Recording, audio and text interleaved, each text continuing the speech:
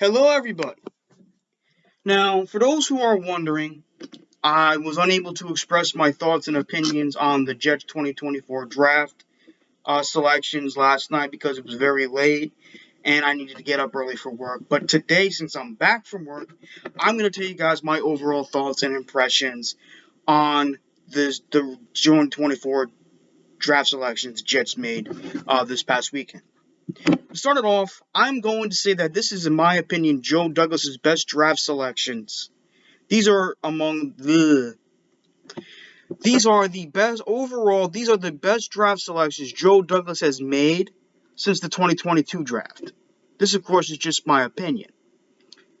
With the 11th, originally the Jets had the 10th pick. They were willing to trade up for a weapon, but they traded back one spot with the Vikings. And while the Vikings took Michael Penix, the Jets took, which I thought was the pick I wanted. And not only, I understand it wasn't the sexy pick, it wasn't the splash pick, but it was the correct pick. It was the best pick for the Jets, and that's taking a rising, I can't say that, the star offensive tackle from Penn State, Olu Fashanu. Yes, he has small hands, but he's a great pass protector. Granted, he could work upon his run blocking, but he's an excellent pass protector. Obviously, people have compared him to both Tyron Smith and to Brigashaw Ferguson. But the thing about Olu Fashanu is that he works hard, he plays hard, and he's coachable, and he can learn. You know, I understand a lot of Jet fans wanted a weapon. They wanted either Brock Bowers or Roma Dunze, or it was bust for them. But this was the pick the Jets had to make. I heard the Jets were willing to trade up with the Giants or with the Bears, but they said, fuck you, we're not doing that. So the Jets were willing to trade down with the Vikings, and the Jets got what I thought was the best pick in Olu Fashanu. I'm giving that an A plus because the game is won and lost in the trenches. Whoever takes control of the line of scrimmage has a chance of winning the football game. And they needed depth. They needed to protect Aaron Rodgers. They needed someone to groom. They obviously Carter Warren and Max Mitchell can be groomed by Tyron Smith and Morgan Moses. But guess what? So can this guy. Obviously, I think Olu Fashanu is more as a better player than those guys. But we'll see. Obviously we need Olu Fashanu. We needed someone. We need a depth. We need someone that has the potential to be our franchise left tackle for the next 10 plus years. And we needed that. And I'm giving this pick an A plus because it was the right pick. It was the best pick for the Jets, and it was the correct pick. The Jets had no picks in the second round, so we can't say we had another second round bust. Although we did have Breece Hall, and Breece Hall's a second round pick, and he's no bust. The Jets traded up with the first pick in the third round for the star wide receiver of Western Kentucky, Malachi Corley. This is a guy that a lot of people regarded as the Yak King, which means yards after catch or contact.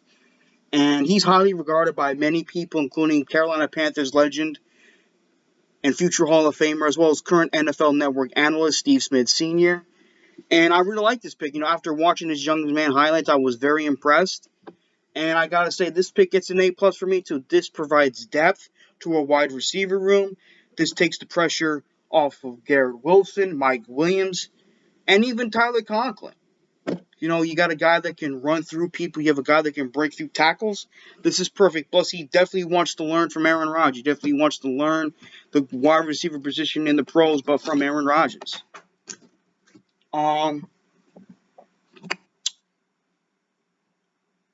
Then the Jets made a bunch of trades in the fourth round, and then with the 134th pick, the Jets take the star running back from Wisconsin, Braylon Allen.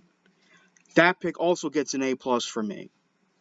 That was a tremendous pick. I like this kid, Braylon. He was the running back people have been talking about for a while out of Wisconsin. People really liked him. He's a bruising runner. This is a perfect complement to Breece Hall. So I really love this. I really love the pick. In the fifth round, the Jets take the star quarterback from Florida State, the guy that people were raving about as a Heisman Trophy candidate last year, Of course, Florida State, I think, finished with an undefeated record. I could be wrong. But people said if this guy didn't get hurt, Florida State would have probably made the college football playoffs. I have no idea why Florida State did not make the college football playoffs in the first place. I mean, they had a great season. And yet they didn't somehow make the playoffs. I think that's bullshit. I think that's bullshit. For Florida State to not make the damn playoffs. Hold on one sec.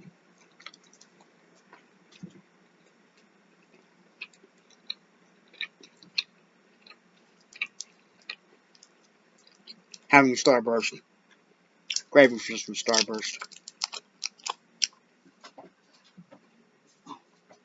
Anyway,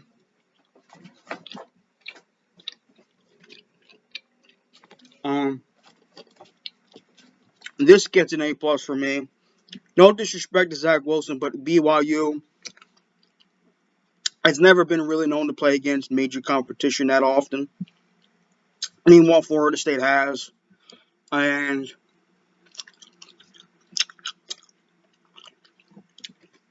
I've been very impressed with what I saw from Jordan Travis. He's big time to me. And this is a quarterback where the Jets can finally do right. Where he can finally sit and learn behind not only one, but two accomplished veteran quarterbacks. And Aaron Rodgers and Tyrod Taylor.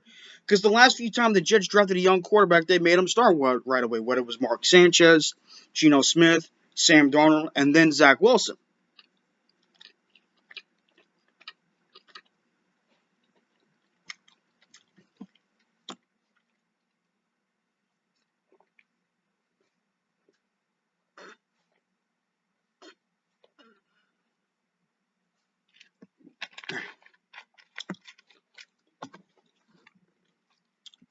The last time the Jets did a quarterback right was Chad Pennington. Even though he was drafted in the first round back in 2000, the Jets made him sit behind a couple years, learning from a journeyman slash solid veteran quarterback in Vinny Testaverde. And when it came for Chad's time to shine, he took it and he took advantage of it. So there's that. Anyway, the first four picks get A pluses for me.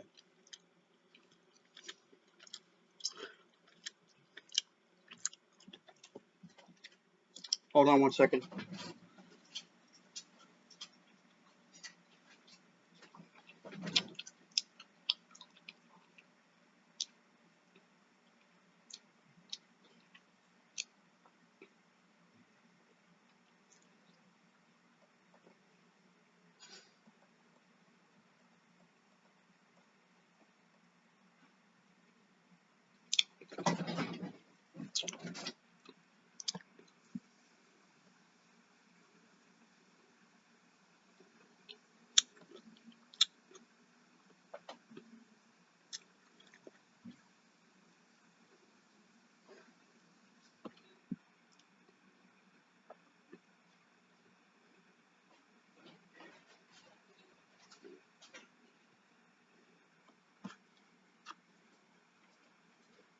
Okay.